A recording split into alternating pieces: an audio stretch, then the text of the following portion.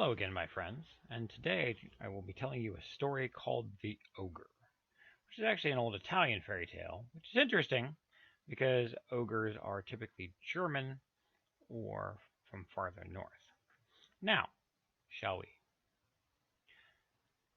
There lived, once upon a time, in the land of Mirangelo, a poor woman named Masala, who had 6 pretty daughters, all as upright as young fir trees, and an only son named Antonio, who was so simple as to be almost an idiot.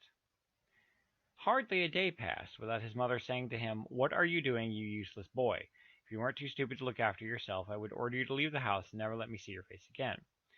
Because, Mom loves you, and abusive words are clearly the way to fix problems. But it's an old fairy tale, so we have to forgive them a little bit due to not aging well. But moving on. Every day the youth committed some fresh piece of folly, till at last Masella, losing all patience, gave him a good beating, which so startled him that he took to his heels and never stopped running till it was dark and the stars were shining in the heavens, because abuse is clearly the way to motivate people.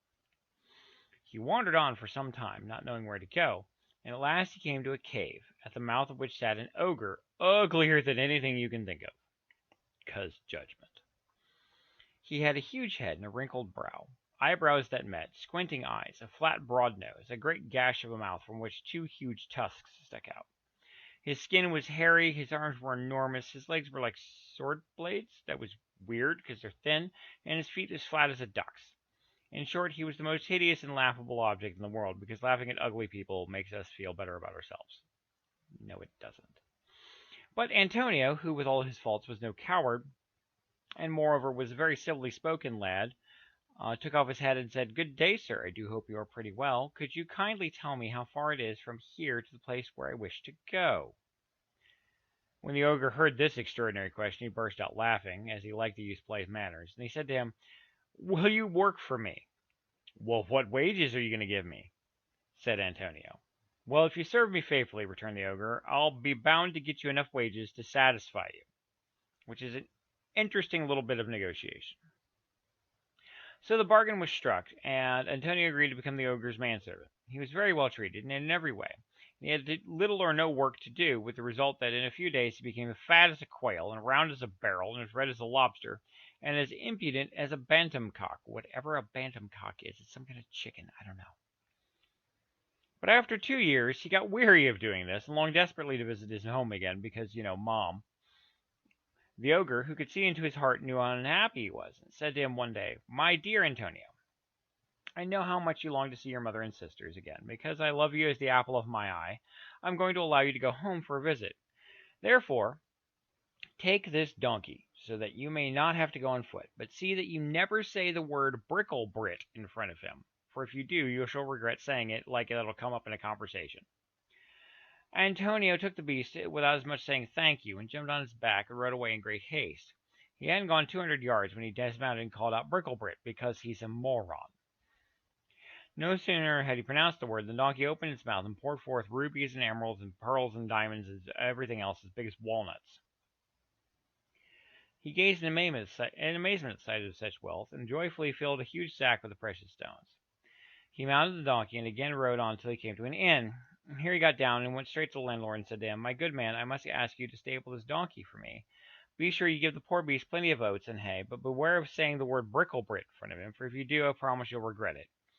Take this heavy sack, too, and put it away from me." Well, the landlord, who was no fool, or was rather a large fool, on receiving this strange warning, and seeing the precious stones sparkling in the canvas of the sack, was most anxious to see what would happen if he used the forbidden word. So he gave Antonio an excellent dinner, with a bottle of fine old wine, and prepared a comfortable bed for him. And as soon as he saw the poor man close his eyes, and heard his huge snores, he hurried to the stable and said to the donkey, "Bricklebrit," and the animal vomited up a huge number of precious stones again. So when the landlord saw all these treasures, he longed to get possession of so valuable an animal, and determined to steal the donkey. As soon as it was light the next morning, Antonio woke up, stretched himself out about 100 times, and called the landlord, "Come here, my friend, and produce your bill, for short reckonings make long friends." When Antonio had paid his account, he went to the stables, took out his donkey, as he thought, and fastening a sack of gravel which the landlord had substituted for his precious gems, on the creature's back, he called out set out for home. No sooner had he arrived at home than he called out, "Mother, I remember your beating." No, he didn't say that. I'm sorry. "Mother, come quickly and bring a tablecloth and sheets with you and spread them out on the ground. You will soon see what I have brought you." His mother hurried into the house, opened up the linen chest where she kept her daughter's wedding outfits, took out the tablecloths and sheets made of linen, and spread them on the ground.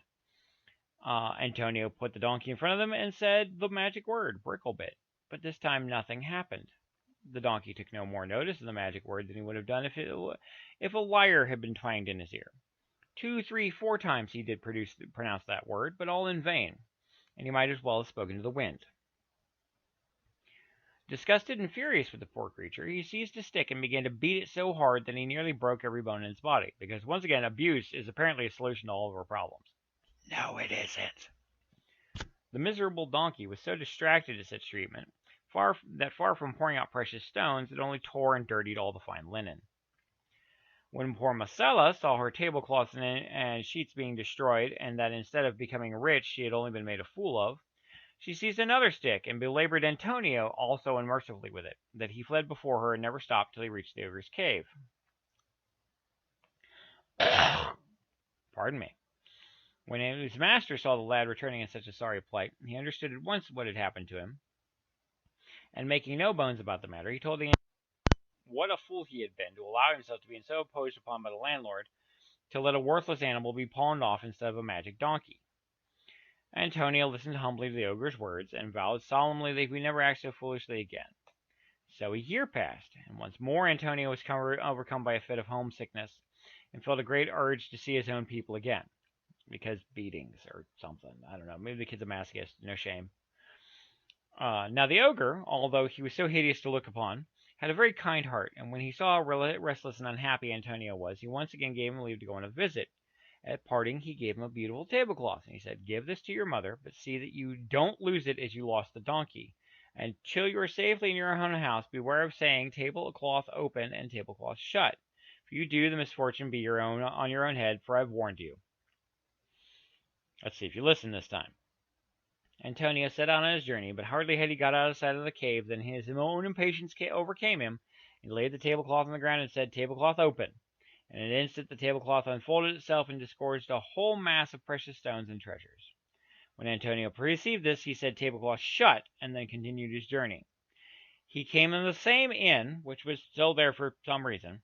He called the landlord to him. He said, "Put the tablecloth carefully away. Whatever you do, do not say tablecloth open or tablecloth shut." The landlord, who was a regular rogue, and obviously must be because he's got a donkey that produces endless precious gems and he's still running an inn, he's really greedy, answered, "Just leave it to me, and I will look after it as though it were my own." After he had given Antonio plenty to eat and drink, and had once again provided him with a comfortable bed, he went straight to the tablecloth and said, "Tablecloth open," and it opened at once, and displayed such costly treasures the landlord made up his mind on the spot to steal it again. When Antonio woke the next morning, the host handed him over a tablecloth exactly like his own. Carrying it carefully over his arm, the foolish youth went straight to his mother's house and said, "Now we shall be witched beyond the dreams of avarice, and never go out about rags again and lack for the best food." With these words he put the tablecloth on the ground and said, "Tablecloth open." But he might repeat the injunction as often as he pleased, it was only a waste of breath, for nothing happened. When Antonio saw this, he returned to his mother and said, "That old scoundrel of a landlord has done me once more, but he will live to repent it. If I ever enter his inn again, I will make him suffer the loss of my donkey and the other treasures he has robbed me of." Marcella was in such a rage over her fresh disappointment she could not restrain her impatience, and turning on Antonio, she abused him soundly again, and told him to get out of her sight at once, for she would never acknowledge him as a son of hers again, because of abuse. The poor boy was very depressed, and slunk back to his master like a dog with his tail between his legs. When the ogre saw him, he once again guessed what had happened, and he gave Antonio a good scolding. He said, "I don't know what prevents me from smashing your head in. You're useless never to will. You blurt everything out,